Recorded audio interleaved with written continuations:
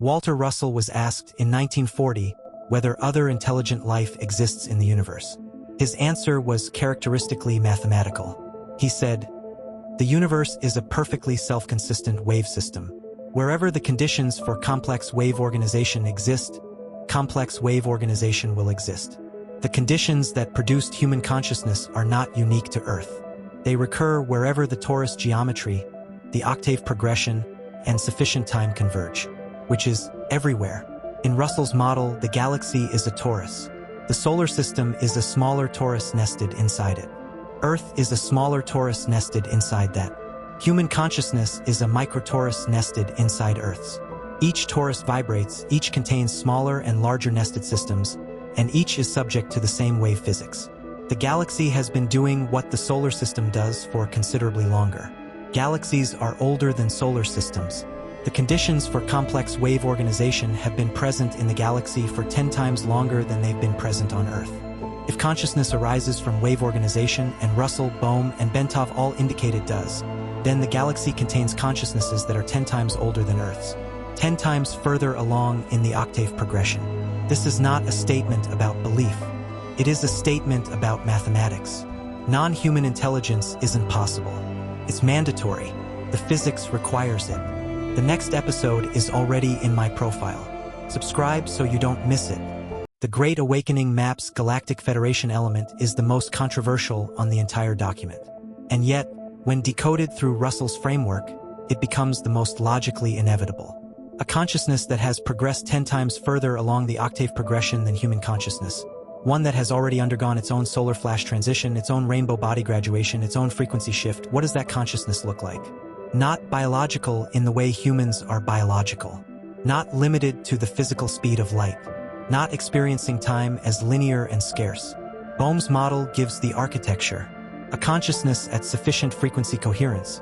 A consciousness that has achieved direct access to the implicate order is non-local. Its information is everywhere simultaneously. Its location is not a point in space.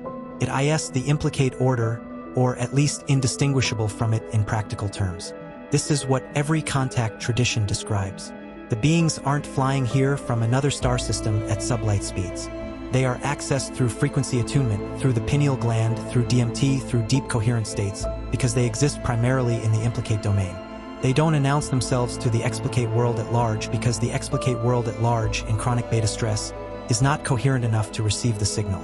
You can't call a radio station if your radio is broken. 3 languages. Russell, consciousness at higher octave states. Bohm, non-local implicate domain intelligence. The contact traditions. Galactic Federation. All 3 describe the same architecture. The beings are the frequency advanced versions of what humanity is in the process of becoming. The next episode is already in my profile. Subscribe so you don't miss it. This is the final element. The endpoint of the map's decoding. The Great Awakening isn't about external beings arriving to save humanity. It's about humanity arriving at the frequency where the beings already are. Not salvation, graduation. The Galactic Federation, whatever you choose to call the non-local intelligences that every advanced tradition describes, isn't waiting for permission to contact humanity. It's waiting for humanity to raise its frequency to the contact threshold. The solar flash is the moment the gap closes. The torus apex is the moment every frequency in the system synchronizes. The human consciousnesses that have been doing the work, raising coherence, dissolving low-frequency patterns, recalibrating their antennas, arrive at the frequency where non-local intelligence is simply present. Not experienced as contact with an alien, experienced as recognition, as memory, as coming home to a conversation that was always happening, in a language you suddenly realize you've always known. Russell called the universe one living, breathing organism. Bohm called it undivided wholeness. Bentov called it cosmic consciousness. The Great Awakening map, with its 150 elements, its cone diagrams and torus geometries and sacred site coordinates and consciousness maps, is ultimately a decoder ring. Not for decoding the universe, for decoding you. Every element decodes one layer of noise between you and the signal. We decoded 12 of them. There are 138 more.